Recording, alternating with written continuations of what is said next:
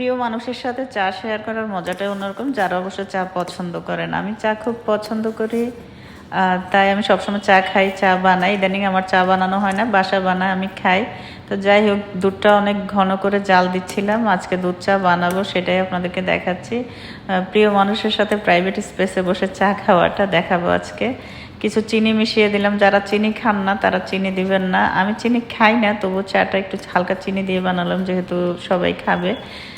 তো চিনিটা যখন নেড়ে নেড়ে মিশিয়ে দিব দুধের সাথে, তারপর দুধটা ঘন করতে থাকবো। ঘন করার পর আমি পরিমাণ মতো চা পাতা দিয়ে দিলাম।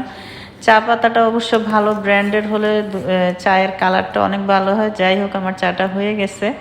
তারপর আমি চাটা ঢেলে নেব কাপের মধ্যে। দেখতেই পাচ্ছেন আমার চাটা অসাধারণ হয়েছে এবং ফেনা উঠছে। আমার কাছে দেখতে ভালোই লাগছে। আপনাদের কাছে কেমন লাগছে অবশ্যই জানাবেন। এই জায়গায় বসে আমি চা খাই, আরেকদিন পুরো স্পেসটা দেখিয়ে দেব। চায়ের সাথে অনেকে এই বিস্কুটটা খায়, আমরাও খাই। আপনাদের কাছে কেমন লেগেছে জানাবেন। সবাই ভালো থাকবেন, সুস্থ থাকবেন, সুন্দর থাকবেন।